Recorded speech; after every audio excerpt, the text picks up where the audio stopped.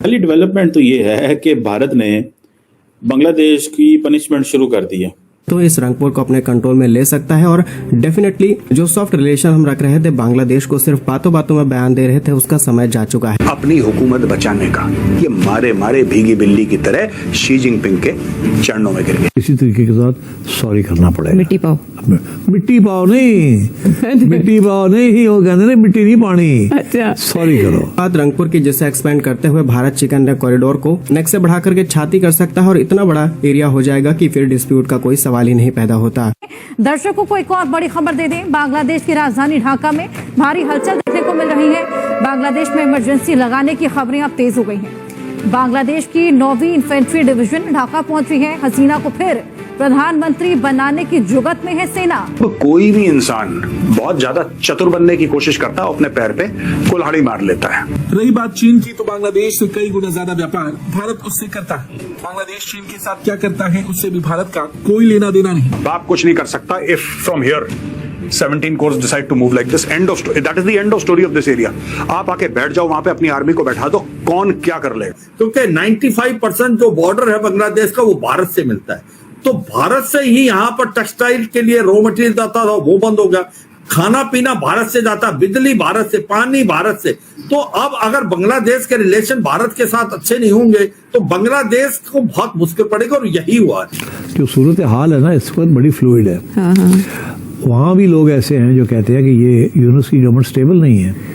उस तरफ से भी अगर इंडिया एक्ट करे, इंडिया का बॉर्डर उस साइड में भी है, बांग्लादेश इंडिया से घिरा हुआ है, ये बांग्लादेश भूल रहा है। उनको एक मैसेजिंग की गई है, सिंपल सी बात है भाई। हम लाते हैं टॉक शोज और अनलिमिटेड एंटरटेनमेंट सिर्फ यूट्यूब पर। अगर आपने अभी तक हमारा चैनल सब्सक्राइब नहीं किया तो अभी सब्सक्राइब करें और बेल आइकॉन को क्लिक करके हमारी लेटेस्ट वीडियोस के बारे में अपडेट जानें। साउथ एशिया में अगर कोई इंडिया की बड़ी पावर है भाई। साउथ एशिया में जो स्टेबिलिटी है, अगर उसको कोई ब्रेक कर सकता है या जो हलदम मचा सकता है, वो सिर्फ इंडिया है। हल्ला मचा देगा। इंडिया की किसके साथ बनती है? इंडिया की 1962 के बाद चाइना से नहीं बनी, ठीक है। 1965, 1971, 1999 उसके बाद ये जो धमाके हुए लाल मस्जिद में, ठीक है, उसके सबके बाद पाकिस्तान से नहीं बनी।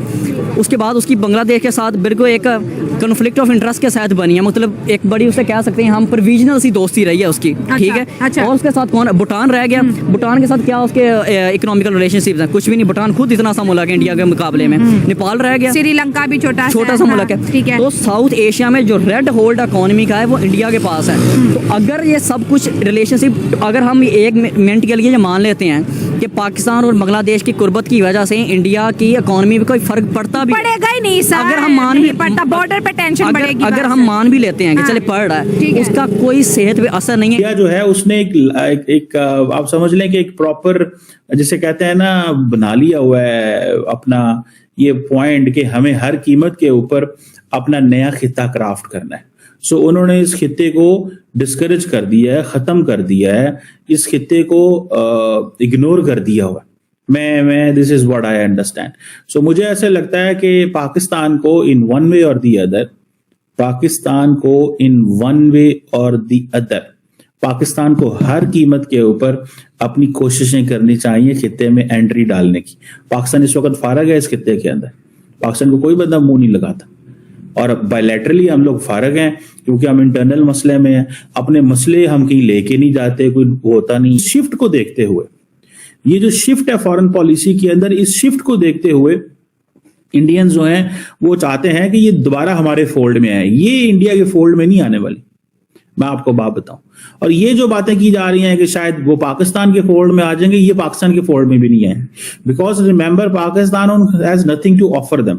हम वहां पे जाके पुल, सड़कें, इन्वेस्टमेंट प्रोजेक्ट्स नहीं कर सकते, हम उस तरह की चीजें नहीं कर सकते, हमारे लिमिटेशंस है हमारी गवर्नमेंट की।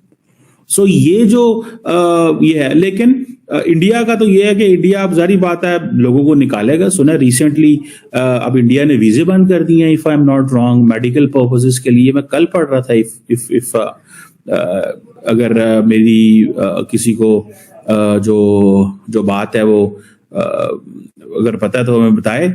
लेकिन इंडिया जो है वो अब वीजे बंद कर दिए हैं उन्होंने मेडिकल पर्पसेस के लिए, ठीक है ना जी। वो इसलिए कि भाई शायद वो नहीं चाहते कि बांग्लादेशी अब आए यहाँ पर गैर जरूरी, तो वो चाइना भागेंगे। तो इंडिया थोड़ा सा टफ लाइन लेगा और इंडिया थोड़ी एक डिफिकल्ट पोजीशन जो है वो अडॉप्ट करने जा रहा है। इंडिया माफ नहीं करने जा रहा है। यानी कि कुत्ते की मौत आ गई, शहर की तरफ भागना शुरू कर दिया। सर ये जो मोहम्मद यूनुस है, टेम्पररी प्रधानमंत्री या प्रेसिडेंट बोलते हैं इनको, ये जितने भी टेम्पररी होते हैं ये परमानेंटली चाइना में जाके क्यों बैठ जाते हैं? देखिए, ये है चीफ एडवाइजर जिसको CIA और CCP ने इंस्टॉल किया था और वो बाइडेन वाला CIA चाह चुका है। तो अब इसकी अपने नाजायज बात चाइना में जाके उसकी गोद में जाके बैठ गए। और आपको मालूम है कुछ दिन पहले जो वहां पे आर्मी चीफ है वकारुज्जमान, उन्होंने बोला था कि इसको हटाना बहुत जरूरी है क्योंकि इसने पाकिस्तान के एक बांग्लादेश आर्मी के अंदर एक पाकिस्तानी सिंपथाइजर के थ्रू इन्होंने ट्राई किया था कि वकारुज्जमान को हटाया जाए। वकारुज्जमान शेख हसीना के रिलेटिव है।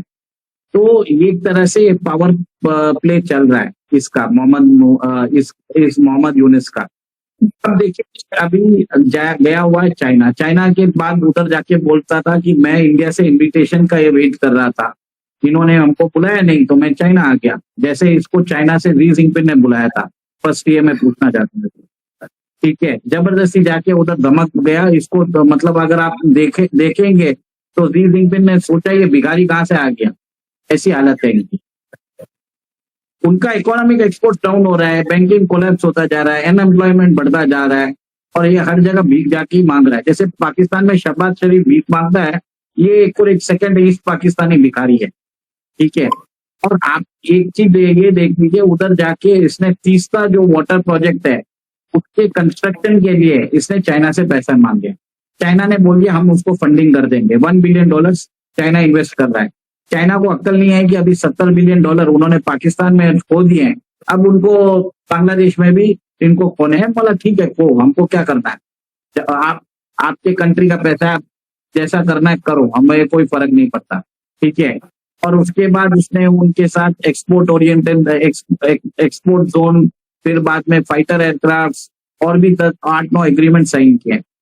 अब क्या हुआ, कल एक स्टेटमेंट आया जिसमें उसने बोला है कि नॉर्थ ईस्ट के पास कोई चैनल ही नहीं है कि वो कुछ एक्सपोर्ट कर सके। बांग्लादेश इज ओनली वे जिसके थ्रू वो एक्सपोर्ट कर सकता है। और चाइना को बोल दिया है आप यहाँ पे प्रोड्यूस करिए, मार्केट करिए, हम आपको दे देंगे एक्सेस।